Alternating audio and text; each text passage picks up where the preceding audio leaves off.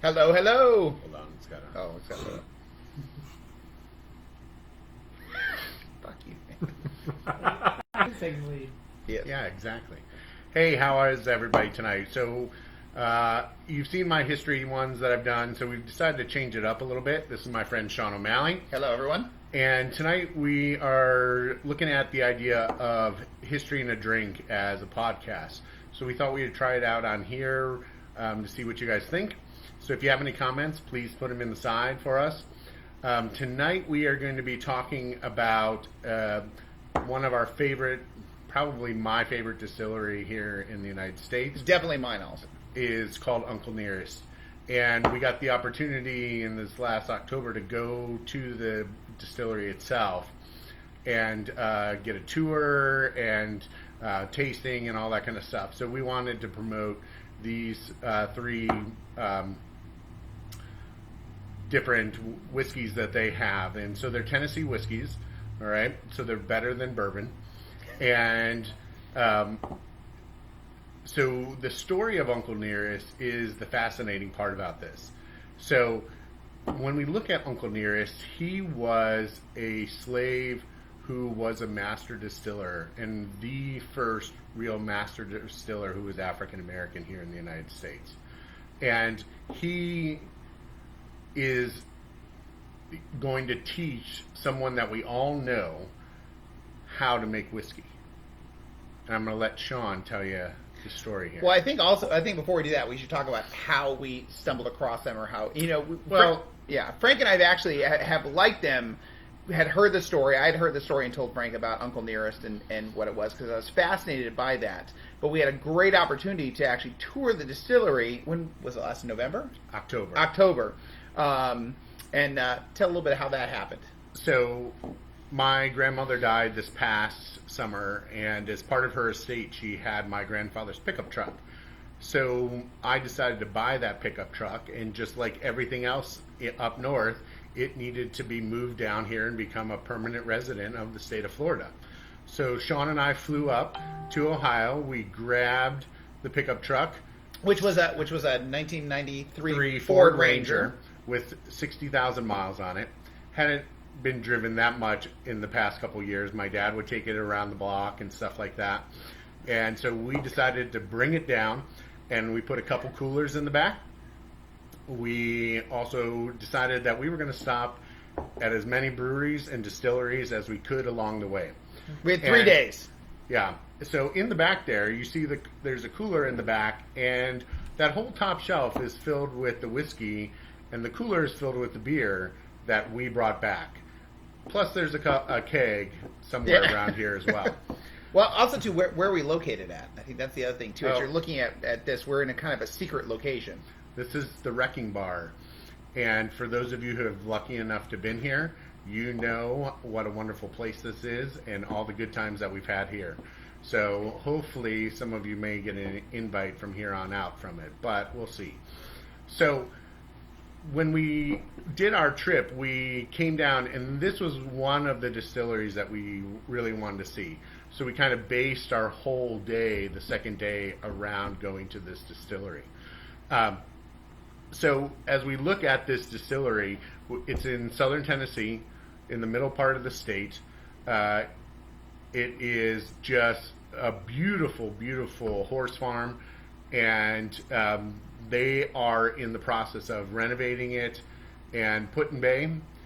I'm sorry to say, in a little while, you're going to have the second longest bar in the world, not the longest bar anymore.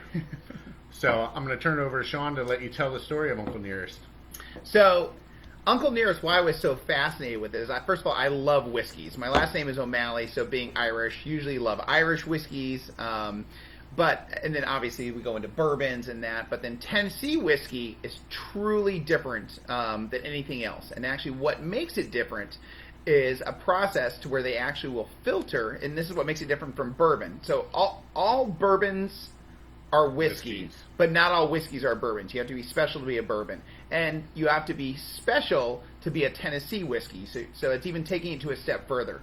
And to make that, what basically a whiskey has to is it has to be filtered through charred sugar maple charcoal, basically. And it's a filtering process they do that makes it incredibly smooth, and that's what makes a true Tennessee whiskey versus a Kentucky bourbon. So one of the history of what makes this is what is just absolutely fascinating to me with Uncle Nearest. So we go back to the 1850s. So this is pre-Civil War. This is in Shelbyville, Tennessee. So at the time there was a plantation owner by the name of Dan Cull, and he actually was a pastor. He was a pastor for that town there. Reverend Cull had a little bit of a side business as well. So besides having a plantation and owning slaves, which pretty much everybody I think in Tennessee probably did, he also had a whiskey distilling on his property. So it was a small little outbuilding, and they were basically making whiskey.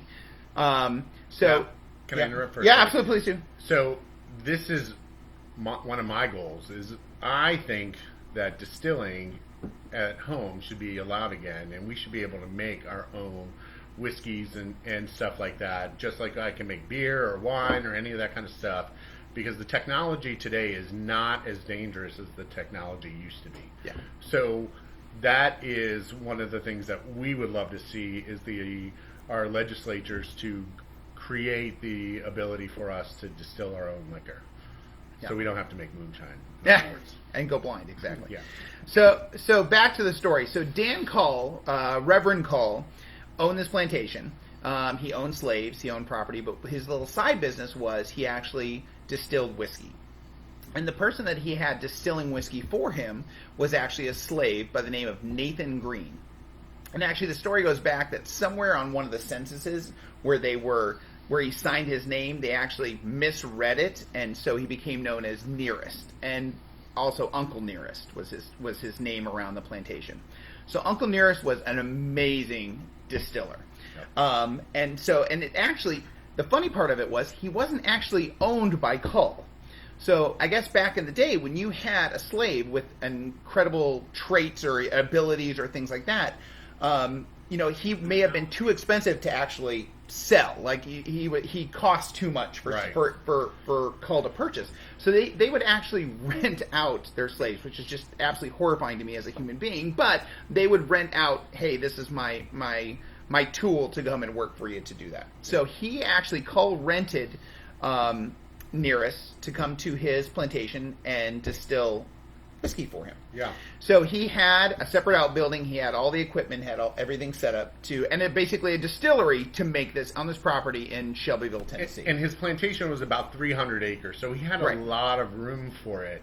And what Nearest did that set his whiskey apart was the maple sugar charcoal that he used to filter it through. And he was the first person to ever do that. And that was the neatest part of the thing. So actually where they trace that back to is he was probably taught that by his grandfather or great-grandfather in Eastern Africa, where all these slaves are coming on over from. What they would actually do, it was a common practice that they would take and make charcoal, burn trees, make charcoal to filter their water through. So it became a common process that's how you clean water and that's how you make it. So he learned that from generations before him of his forefathers, and he translated that into whiskey distilling.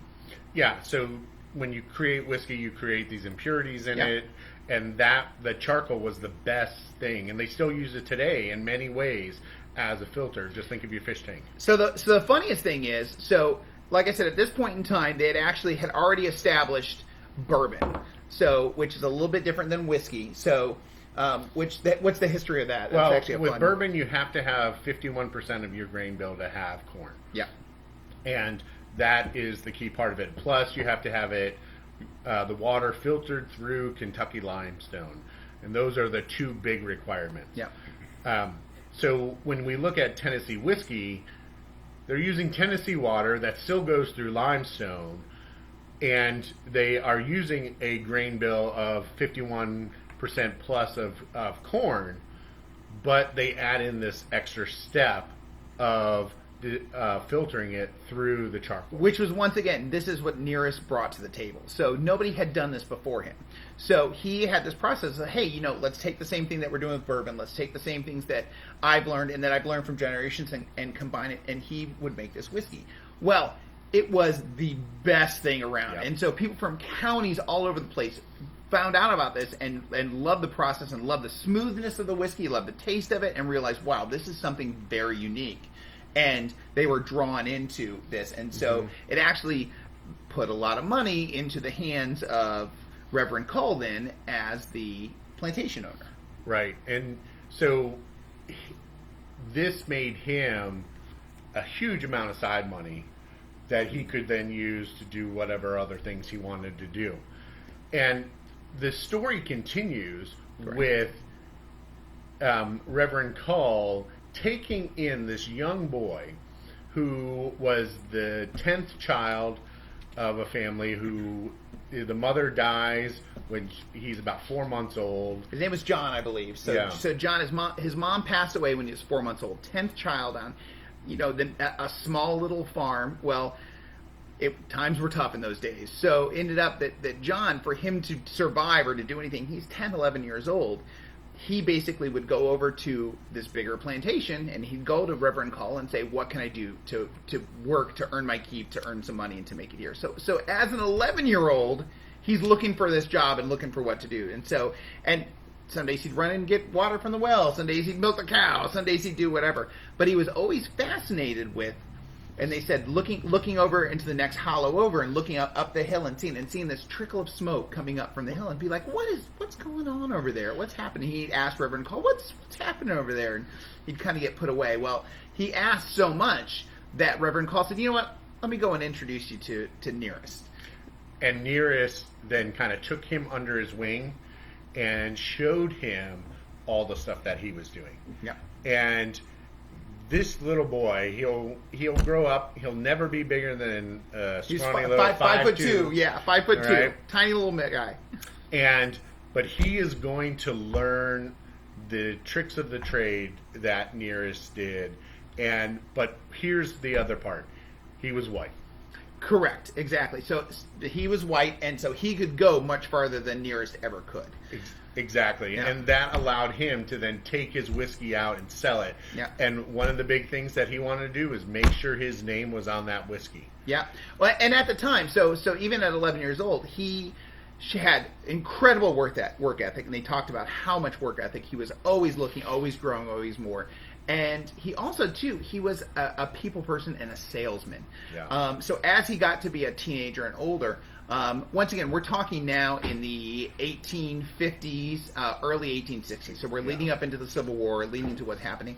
He would actually go out and sell his whiskey to the passing soldiers, and he'd sell his whiskey to the other townships. And so he was Reverend Cull's salesman, and just became known for this incredible product that he was providing. So, and also too, learning the business of distilling, learning all the things from Nathan Green, Uncle Nearest, and everything that he did. Yeah. And then what we see happen is this young man will finally get his own distillery down the road a little bit. Well, what actually happened was the Reverend Cull, it was basically his wife and family said, you know what, look, you got to choose which spiritual path you're going to go down. Literally, spirits or the Reverend path. And so he actually made the choice to, you know what, I'm going to go to the spiritual path. I'm going to sell a distillery. Now, the problem was his distillery was still on his property. So the building, the materials, all the things, and even Nathan Green, who was doing it, was part of the thing. And he actually ended up selling it to Jack. To young John. So, and I let the cat out of the bag with him being Jack Daniels.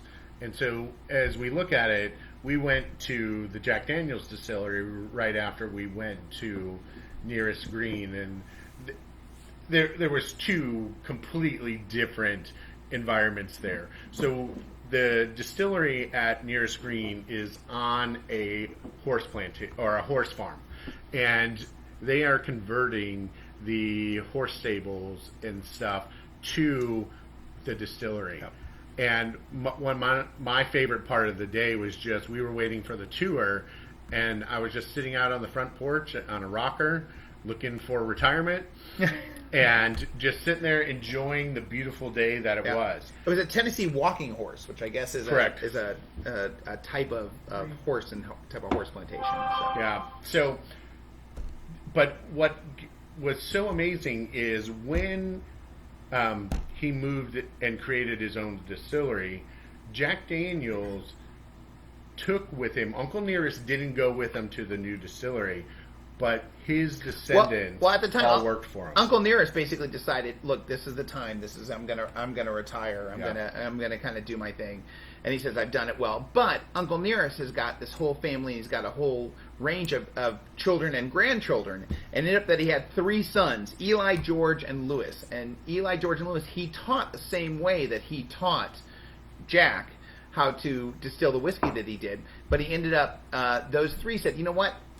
Jack Daniels is up and coming. This is what is, and actually went as right hand men working in the new distillery. Jack at this time, like I said, worked in the distillery in Shelbyville until he outgrew it, and then actually moved to where he found another, up the stream a little bit. Right. So in the same water, same things that's feeding his old distillery. Right, and that town is Lynchburg, Tennessee. Yeah. And so when we went between the two, the distillery at Jack Daniels had a great tour and all of that kind of stuff and was very polished and everything. But what fascinated us was me at least, was the I want to call it a shrine to Nearest that was in part of it that showed this wonderful picture. But the crazy part was, though, that shrine hadn't been created. Correct. Until the early 2000s. So this whole story of Uncle Nearest really was kept kind of quiet. All the people I think in town, all of his descendants, everybody knew about Uncle Nearest, but nobody really talked about Uncle Nearest. And like I said, I think it was that black and white divide. Yeah, exactly. And we look at it throughout American history, that is one of those things where in the South, whites did not want to look at African Americans as equal to them. But what was fascinating with Jack Daniels is Nearest and Nearest's children were equals to him. And the picture that they have there has Jack Daniels and one, is it Nearest or was Uncle Nearest is sitting outside, but then also too, he's got his 3 sons sitting in the behind picture, him. intermixed with all of the other white workers. And to me, that picture, looking at it in a historical sense, is incredible because you would have never seen that in other places. Yeah. And it showed the respect that Jack Daniels had for Nearest and for his whole entire family. And even more than that, I mean, I think that was so cool was that you had, Eli, George, and Louis were Uncle Nearest's sons who went to work for him. Charlie and Ott were 2 grandsons that also worked for him. And there are actually still descendants working to this day for Jack Daniels of Uncle Nearest's descendants. Yeah. So how we found out about this was there was an article in the New York Times about it, but then this woman who had read the article saw that there was a story with it and all of that kind of stuff, and she went down and she really promoted this. And she helped create this distillery. She hired historians. They had like 10,000 documents and interviews and things, just corroborating the story of Nearest and everything that they had. Exactly. And they went and gathered together the elders in the community to find out all of the interesting facts because nothing was written down. It was all oral histories through generations to tell this story. And she was finally able to kind of bring it together and create this distillery, which is the first distillery in the United States that is owned by African Americans. Well, and not that, it's also the first distillery owned by a woman. So it's owned by a woman and owned by an African American woman. So it's an incredible, first for that as well. Yeah. So as we look at the story, it's just a fascinating story. And there's tons more you can read about it and stuff like that you can go out online and find out about it. There's a couple videos. The video that the Uncle Nearest Distillery has as part of their tour is incredible. I'm trying to think of the actor's name, but it's the actor from Westworld on HBO. He actually does a walking tour and tells a little bit of the story that we just told, but in such a way, in the house on the plantation, on the property that it was, and it actually is hilarious because like I said, when Jack Daniels moved the distillery to Lynchburg, the property where this plantation was actually became this farm. And when they started the distillery almost 12 years ago now. When she was investigating about it, that farm was for sale. So she actually purchased the farm, which is now the home to their distillery, on the same 300 acres that Nearest was originally distilling on. Yeah, which is incredible. Yeah. And it just has this huge, rich story of American history. And these are the true stories of American history, because it's these little things, these little stories that tell us really how the people lived. Yeah. And it's not about these great individuals doing these things, but how the average person lived and how they changed the United States and made it turn into the country that we have today. Now, if you get the opportunity, you should go there. And when we were there, even if you don't go there, you can still get even Uncle Nearest here. They have just started carrying out Total Wine and More, a couple of the things. So what you'll find this one here, which is 1865, 1856. Oh, You're reading it backwards. And that is their premium whiskey. That's the one that they sell all over the place, and is just incredible. And that's what we're drinking today. Absolutely. In our Manhattans. Excellent. So the 1856, and why they've called it the 1856, we'll get a little closer there so you guys can see the thing on it there too. That was the time period that Uncle Nearest was distilling and was at the height of what he was doing when he was working for Dan Cull on the plantation.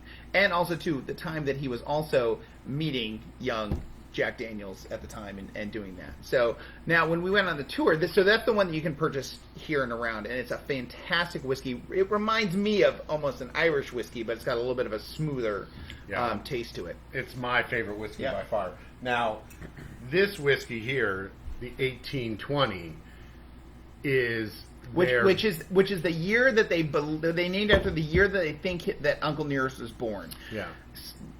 That documents were a little sketchy back in the day. Things were handwritten in, and so, but they think that he was actually born originally in Maryland as a slave, and then worked his way down. Now, after the Civil War and after the 13th Amendment, though, he actually became a free man. Right. So now this bottle itself is part of the very first year they started making whiskey, and one of the awesome things that we got to do is they took us around and showed us the casks that they were aging the whiskey in. And they sell it by the cask, so if you really like it, you can go and get one. Yeah. We asked about that, and we think it's going to be around $13,000 to $15,000 a cask. Yeah.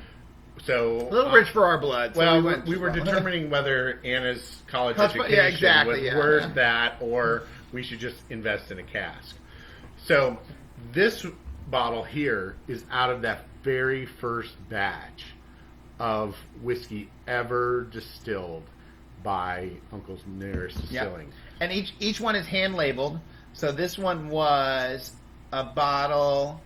Let's see here. It's going to have it on the back. They got 153 bottles out of that barrel, and this was bottle number 146. Actually, looks like it's 108 proof, so it's got a little kick to it as well. And when we were there were 2 bottles left on the shelf of that. So Sean snagged that one up. I made that one up. And that one's sitting in reserve for a long time. Save for something incredibly special. Now, the bottle that I bought was the 1884. And I really love the story of the 1884 because, as we said, there are descendants still working for Jack Daniels, but there are one of the co-owners is one of his great-granddaughter? His great-great-granddaughter, I believe it was. And what was Edie Butler was her name, and she actually gave us the tour. Yeah, which was incredible. So here we are on the tour being taught all of this information by Uncle Nearest's family member. And what makes this one special is they allow one of Uncle Nearest's family members to curate this blended whiskey.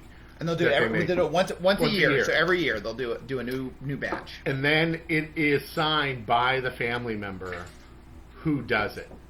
And so each year is going to be something different. So it kind of makes it where Sean and I want to go on a pilgrimage every year up there and get our bottles that we want. Yeah. Now all we got to do is talk Jennifer and Mandy into that. So if you guys can pressure them and tell them how much you enjoy this Facebook Live. And or if you'd like to sponsor us, we would be more than happy as well to pick you up bottles directly from the distillery as well on our trip. Yes. And, you know, just a little gas money and some things, and that would be fantastic. They're paying for the bottle. We're not paying. No. You guys will pay for the bottle, but we'll actually get it for you. Exactly. So this distillery was one of our highlights of our trip down, and it was just incredible to be there and to know the place where we were, the history of it, and see how these people have impacted the world as it is today. Because Jack Daniel's is probably the most recognized name in whiskey. He is the most recognized name worldwide, they've said.